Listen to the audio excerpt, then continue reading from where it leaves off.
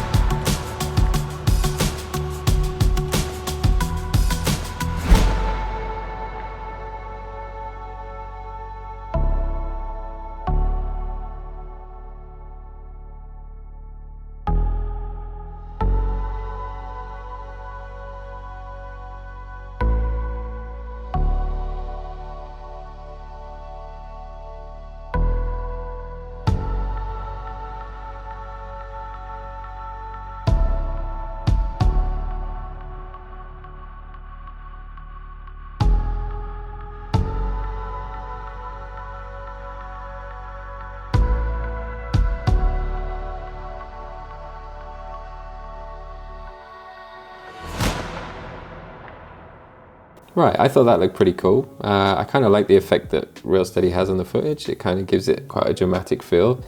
There's a few things that you should know if you want to do this for your own freestyle edits. The first is camera choice. These were all filmed on a Hero 6 Black, and if you want to use ReelSteady for freestyle, I think that kind of is your only option. You can use a Hero 7 or any other GoPro for that matter with ReelSteady, but if you're not using a Hero 6 Black, then you have to sort of use one of these sort of soft mounts, and they don't really look like they would take many freestyle crashes. So if you want to just use the sort of hard mounts that we normally use, then it's got to be a Hero 6 Black. And the other thing is you need to have the firmware on a very specific version, which is 1.6. I will leave links to how to do this and where to get that in the description below. Once you've got that set though, you've got the right camera and the right firmware, then the settings that I used were 4K, 4:3, 30 FPS, and then wide is the only option you have. And then for ProTune, I used 1/60 shutter speed, set the ISO min and max to the same value so that then you get a locked exposure, and use an ND filter to correct the exposure properly. With all that done, then you come home and you've got a bunch of these 4K 4:3 files. What do you do with them? Well, I'll show you how the app works now. It's very simple, honestly. There are two buttons. There's load video and save video. So the first thing you do is click load video, and then you pick a file. So you pick any video file and it will say running the numbers, and it will do some magical gyro video sync, where it syncs up the video with the gyro data in the file. Right, so it's created the sync points and now it's playing the file in its stabilized form. You can scrub through it and have a look, see what it looks like. This is mostly me just hanging around. Yep, so you can see that looks nice and smooth. But when you're doing freestyle specifically, I find that you should change the smoothness to the absolute lowest it will go, and that will automatically make the crop speed the fastest as well. And then click OK. I think for freestyle footage you kind of want that on the lowest because it doesn't punch in as much.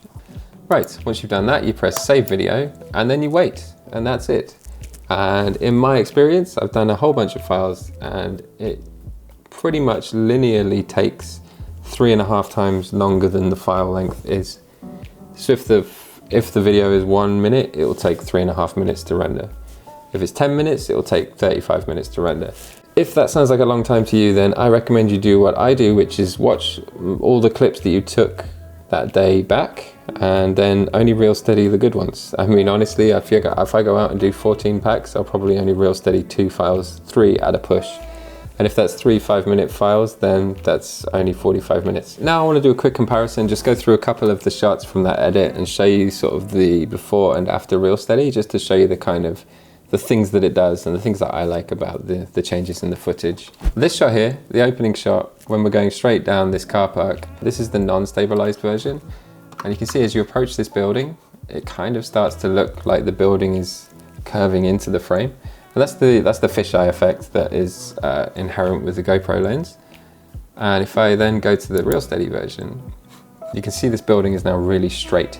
And it kind of, that's the thing that I like most about the footage, to be honest, is the lens correction. All the lines become straight, and it seems to do it without losing too much field of view, which I think is really awesome. Obviously you lose a tiny bit, but yeah, just having those really, now the buildings look really straight and it just creates much more dramatic lines. Now in this shot, I'm approaching this crane, but it's actually a really windy day and I'm really, really nervous because I'm flying in an area that is, if the quad goes down, I won't be able to get it back.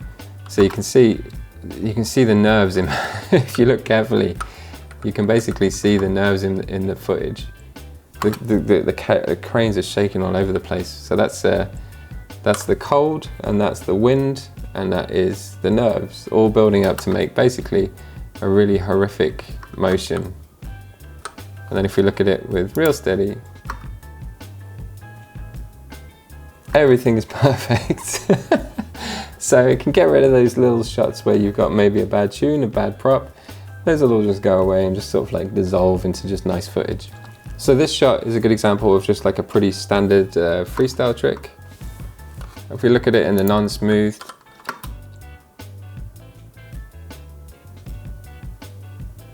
it looks fine. We look at it in smooth. You can already see the line straightening on the poles, looks really nice. But the question here is, do you really lose anything in the ReelSteady? And I don't think you do. I think you still get enough of the snap of the freestyle, enough of the snap feeling from the freestyle. And it leads into this trick, which I think is a really nice example of the lens correction again, is here. Especially this line at the bottom, this wall at the bottom of the screen. You can see it's dead straight on the ReelSteady one, and then it has this crazy unnatural curve. In this shot, this is like quite a complicated sequence, I suppose. It's like a matty flip into a bunch of split S's, like a dead stop there, like a stall, and then, yeah, just a bunch of split S's. So this is quite sort of freestyle heavy, I guess you could say. And that was and a power leap there at the end. So that was the footage non-stabilized. I mean, it looked fine, I guess. If you look very carefully, you can see a few little wobbles. Could be tuning, could be anything. Do you lose anything with the ReelSteady stabilization in effect? And I don't think you really do. You still get a feeling that was a Maddie flip. You get that nice sort of stop on the stall, which I think is really important. You want that kind of like, that jolt and that sort of unnaturalness of the camera movement. That's kind of all part of the freestyle. And yeah, it still works. I don't think you lose too much. Okay, so in conclusion, I think ReelSteady is actually totally valid for freestyle. I'm going to be using it a little bit more going forward, maybe for certain edits, I think, where it makes sense. Yeah, and another advantage actually of the workflow that I found is because I'm recording in 4:3, that's actually kind of a better format to use on Instagram. You definitely get more in frame. You don't have to crop as much out when you're using the 1:1 Instagram frame. And so what I'll do is I'll use the 4:3 RAW for Instagram, where the stabilization is not as important because they're so small and low res anyway. And then I'll use ReelSteady for making the sort of the nice, cool 16:9 YouTube edits. So there's a little bit of a plus point there as well. So if you do like the look of all this, there is a link in the description, which is an affiliate link. So I will get a kickback if you buy ReelSteady through that. It's a really nice way to help support the channel, support what I do. If you do like it and you do want to use it, then please go ahead and use that link. All right, so that about wraps it up. That's my thoughts on ReelSteady. My personal opinion is that it is cool. But yeah, if you like what you see, go check it out. Now that's enough about ReelSteady. It's time to go to the giveaways. Last video, I was giving away, what am I giving away actually? I don't even remember. It was so long ago. Sorry for the delay. Yeah, so there was a Foxy Mix camera and big bag of Dow 5045 Cyclone props, and also a bonus CD from my friend Matt. All right, so let's get to the wheel and let's find out who is going to win all those goodies.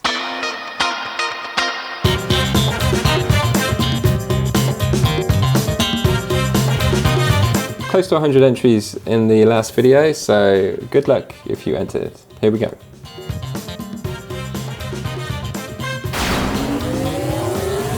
And the winner is Rob Lucas, who says, awesome flying. Congratulations, Rob Lucas. You've won the Foxy Mix camera and the Dow props and the CD from the band called Operatives. All right, mate. All you have to do is look in the description and there's an email address that you have to email to claim your prize. Right, as for everyone else, as you know, we have to now pick a prize for you to win in the next one. I can't help you send email on Apple Watch. Wow, what? So the prize for the next video is going to be a complete R9 long-range kit. What this entails is one R9M module for a JR bay. There are 7 R9mm receivers, 8 T antennas, and a Super 8 antenna for the module. If anyone hasn't jumped onto the 900 megahertz spectrum yet, this would be a pretty nice starting point.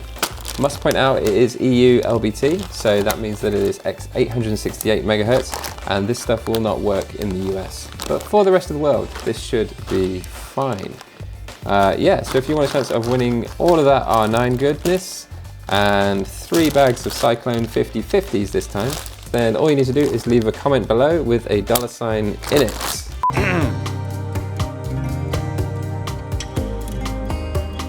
Right, now we're just going to read a couple of comments from the last video and answer any questions that come up. Thanoid says, awesome flying as always. How are the DJI FPV goggles? I can't decide if I should pick them up. They are amazing, but, exactly, there are buts. I'm going to do a DJI video. It's going to be the video after this one. I think is going to be my DJI thoughts, so stay tuned for that. Slim FPV says, always interesting to try some new props. These look good. Are you running on 4S or 6S? I'm still on 4S and I don't really plan to change anytime soon. I don't really feel limited or anything by 4S. So yeah, these were running on 4S in that video. Emily Wiley says, how do you find such awesome locations to fly at?